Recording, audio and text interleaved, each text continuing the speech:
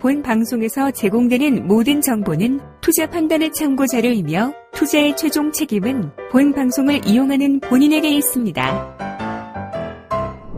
네, 반갑습니다. 11월 24일 수요일입니다. 와, 날씨가 점점 추워집니다. 다음 주는 더 춥다고 그랬는데 이 정도로 추워진다면은 아마 올 겨울은 굉장히 추운 그런 한 해가 되지 않을까 생각됩니다. 추우면 밖에 잘 안 나가겠죠? 밖에 안 나가면 뭐 할 거예요? 주식해야죠. 그래서 올 연말 산타랠리 기대를 또 한번 이렇게 해보는 걸로 억지를 부려봅니다. 자, 그런데 미국 증시 상황은 그다지 녹록지는 않습니다. 왜냐하면 상승을 진행시킬 수 있는 어떤 상승 동력이 조금 부재다라고 볼 수 있겠죠. 그러니까 상승을 시킬 수 있는 재료가 좀 많이 부족한 상황, 이런 상황이 됐기 때문에 오로지 지금까지 나와 있었던 재료, 또 그런 재료의 변화에 따라서 주가가 움직이는 양상을 보인다, 이렇게 보시면 될 것 같습니다. 다우지수는 조금 올라왔어요. 하지만 나스닥은 하락세로 마무리가 됩니다. 다우지수가 플러스 0.5% 상승세로 마무리가 됐고요. 나스닥은 마이너스 0.6% 하락이 좀 됐는데 내용 자체는 나쁘지 않았습니다. 일단 거의 대부분 보합 출발을 했다가 장 초반에 상승 시점으로 진행이 됩니다. 그러다가 이제 시간이 조금 지나면서 주가가 하락을 보이기 시작했는데 다우지수 같은 경우는 낙폭이 그렇게 크게 나타나지 않았습니다. 은행주들이 잘 받쳐줬기 때문에 주가 상승률이 꾸준하게 진행될 수 있었던 부분이었고요. 장 막판 시점에서는 이제 상승률을 더 키워주면서 상승 흐름으로 변환을 시켜주는 그런 모습이었습니다. 하지만 나스닥 같은 경우는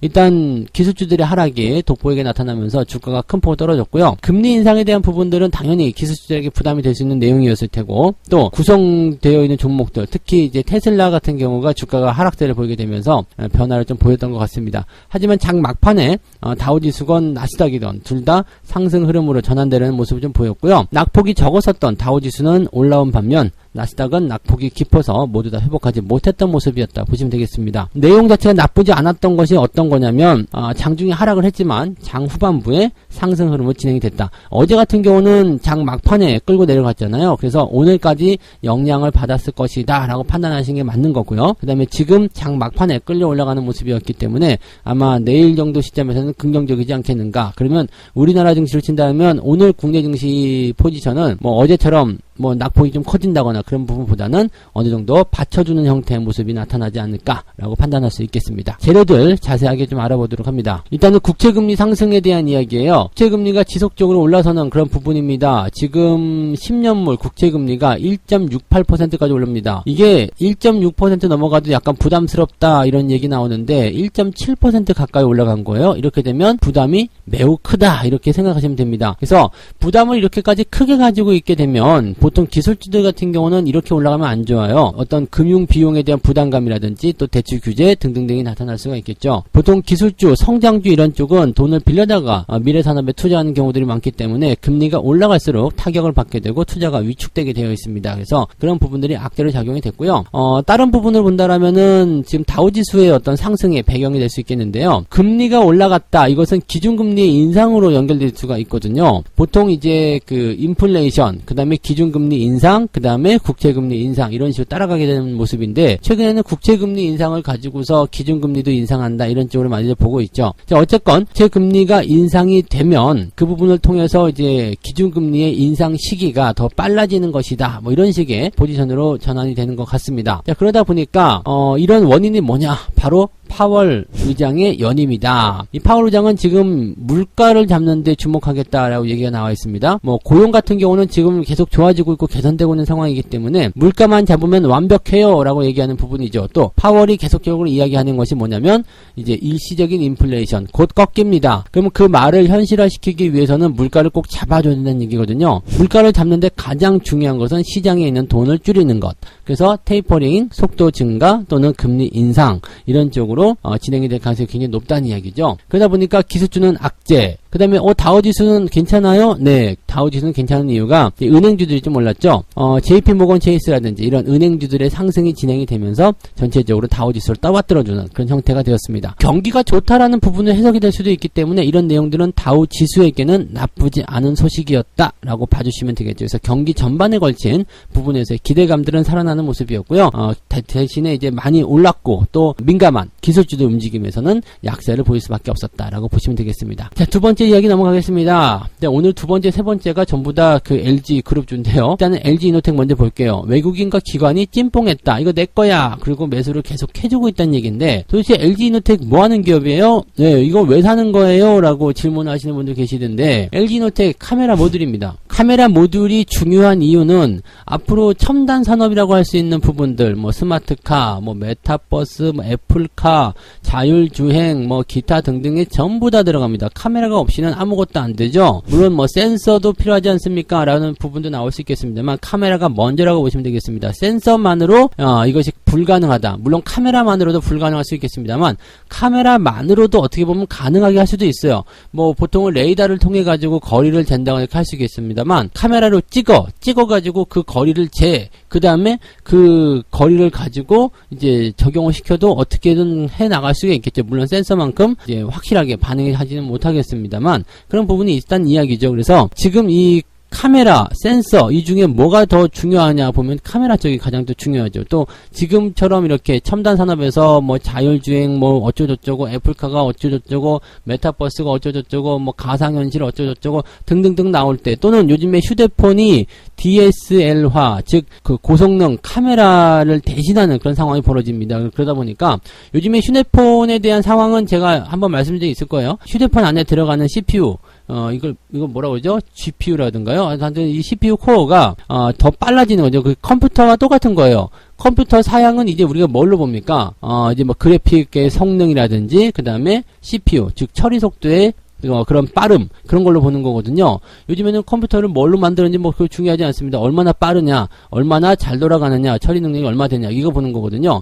핸드폰, 스마트폰을 바뀌면서 똑같이 됐습니다. 스마트폰의 뭐 외관 사실 이런 거 별로 중요하지 않아요. 물론 요즘에 새로운 거, 뭐 플립, 뭐 폴더, 뭐 이런 거 나온다고 하지만, 그래도 스마트폰에 대한 부분들은 어떻게 생각해요? 스마트폰에서 앱이 뭐가 깔리네, 뭐가 지원이 되네, 등등등, 뭐 무슨 페이가 되네, 등등등이 있겠지만, 지금은 다 되는 거예요. 그 다음에 완전 컴퓨터화 됐기 때문에 속도 처리가 얼마나 빠른가, 그런 부분들하고, 또 한 가지 뭐예요? 부가적인 기능에서 계속 발전하고 있는 것 중에 하나는 카메라밖에 없습니다. 즉 카메라 모듈, 이 부분이 이제 가장 크게 작용하는 부분이죠. 그래서 카메라 모듈을 다루는 사업 쪽에서는 굉장히 긍정적인 상황이 일어날 수밖에 없다라고 보시면 되겠죠. 최근에 이슈가 또 있다 보니까 LG이노텍의 주가가 지속적으로 상승합니다. 11월 들어서만 무려 32% 상승했다라고 하는데, 자, 이것을 두고서 이제 말들은 많습니다. 일단 증권사 쪽 이야기를 먼저 들어보면, 키움증권 쪽에서는 LG이노텍의 자율주행 카메라 매출액은 올해 3,300억 원이 나올 것이다. 확고한 업계 1위를 기록하게 될 것이다. 이런 얘기가 나와 있고요. 앞으로 시장을 선도하게 될 것이고, 아이폰 13, 네, 13을 우리가 뭐라고 그래요? 네, 영어로도 막 하시고 그러는데, 하여튼 저는 13이라고 있습니다. 아이폰 13 시리즈의 긍정적인 수요와 경쟁사 생산 차질에 따른 우호적인 공급 환경, 4분기에도 역대 최고 실적이 나올 것이다. 좋은 얘기를 막 뿌려대고 있죠. 주가가 올라가니까 그런 얘기 나오는 게 당연합니다. 그 다음에 NH투자증권에서도 뭐 최근에 고객사의 출하량 둔화 우려에도 불구하고 점유율이 확대되고 있고, 스마트폰의 판매 호조로 인해서 지속적으로 실적이 경신될 것이다. 내년도에도 사상 최대 실적 예상되고 있다. 등등등이 됩니다. 지금은 거는 게 카메라밖에 없다. 이런 얘기가 되는 부분이기도 하겠습니다. 그리고 중장기적으로 애플이 출시 예정인 메타버스 XR 기기, 또 애플카 부품 공급 등등등에 대한 내용들, 그래서 앞으로 계속 올라갈 것이다. 이러다 보니까 증권사에서 목표 주가를 계속해서 올리고 있습니다. 지금 현대차증권, 키움증권, KB증권, 뭐 뭐뭐증권 할 거 없이 전부 다 목표 주가 상승시키고 있는데, 약간 조심해야 되죠. 목표 주가를 상승시키고 있다. 근데 그 가격대가 너무 괴리가 있다라고 한다면 좀 부담이 될 수 있겠습니다만, 그렇게까지 크지 않다라고 한다면 뭐 그다지 부담될 건 없을 거예요. 그래서 지금 증권사들이 이제 11월 들어서 목표 주가 상승시키고 보니까 대체적으로 10% 초반 남짓이거든요. 야, 이 정도면 괜찮겠다 싶긴 합니다. 다만 최근에 이슈를 가지고 올라온 부분들이 너무 강했어요. 11월 들어서 올라온 부분이. 그래서 이거는 살짝 조정만 좀 들어가서 가격만 조금 깎아주면은 매수 매력도가 높은데 라는 생각을 좀 해볼 수가 있을 것 같습니다. 증권사 목표치가 나왔을 때요, 이게 지금 현재 가격하고 괴리율이 크지 않으면 그것은 항상 돌파가 됩니다.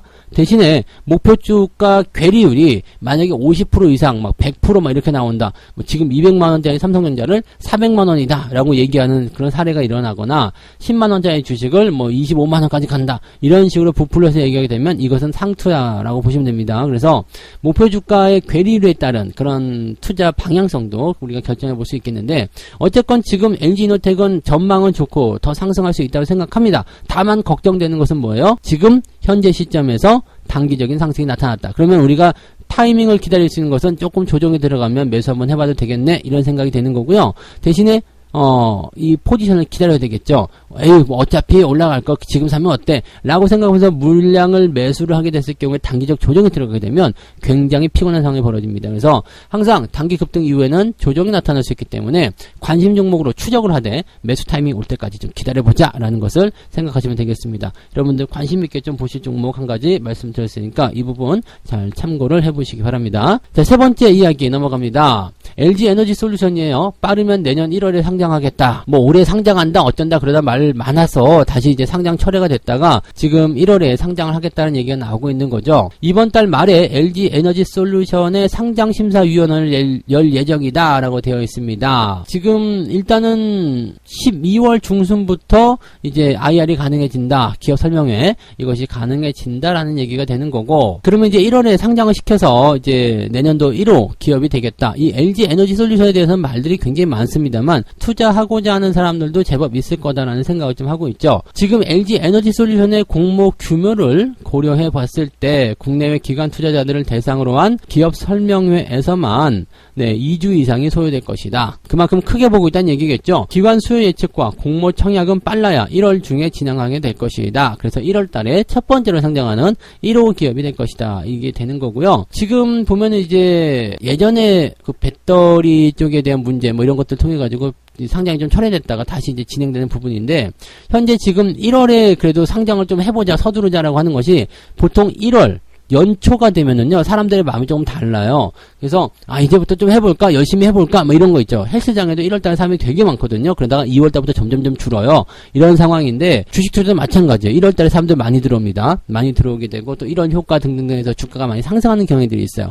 연말 연시로 들어가는 그런 랠리 흐름이, 대체적으로 이제 주식시장에도 많이, 발현이 되는 그런 모습인데, LG 에너지 솔루션이 그런 것을 좀 노리고 있는 것 같아요. 상장을 빨리 하면, 사람들이 모여있을 때, 상장을 했을 경우에 자금의 어떤 유입 속도가 더 크고 빠르게 진행될 수 있을 것이다. 이렇게 되는 그런 부분을 보시면 되겠습니다. 그래서 내년도 1월 기업이 되고 싶다. 약간 욕심이 과한 것 같아요. 지난번에 리콜 상황으로 인해 가지고 이제 상장이 조금 지연이 있었던 부분이었죠. 그 당시에 이제 평가했었던 LG 에너지 솔루션의 기업 가치가 약 75조 원에서 80조 원 수준이었다. 지금 하이닉스 정도 수준이라고 보시면 됩니다. 근데 상장 시점이고요. 여기서 상장을 한 다음에 뭐 따상이라도 가버린다 그렇게 되면 하이닉스를 뛰어넘고 시총 2등으로 올라서게 되죠. 대단하지 않습니까? 그래서 이런 부분들이 나오게 되는데, 문제는 이 몸값을 봐야 되겠죠. 이 규모. 이게 80조 원 또는 이제 뭐 따상 같은 걸 가가지고 만약에 100조 원대 기업으로 갔다. 근데 LG화학이 50조 원대다. 이렇게 되면은 약간 여기에서 좀 부담감이 있지 않겠느냐라는 얘기가 나올 수 있는 그런 상황이 좀 될 수가 있습니다. 그래서 예상 시가총액을 일단 80조 원이라고 크게 보고 있는 부분들은 뭐 배터리의 호조라든지 앞으로 기대감 때문이 아닐까 생각되긴 하는데, 글쎄요. 일단은 이런 부분들에 대해서 사람들의 반응은 약간 회의적이기도 합니다. 근데 지금 배터리 관련한 부분에서의 인기가 계속적으로 지속되고 있기 때문에 아마도 기관 수요가 계속 늘어나지 않을까라는 생각도 좀 해볼 수 있겠고요. LG화학 같은 입장에서는 뭐 기업 입장에 손해볼 게 없다고 했죠. 이제 물론 물적 분할에 대한 기업이 상장을 하게 되면 LG화학 입장에서는 손해볼 게 없습니다. 왜냐면 지분은 가지고 있는데 얘가 등치가 커졌어요.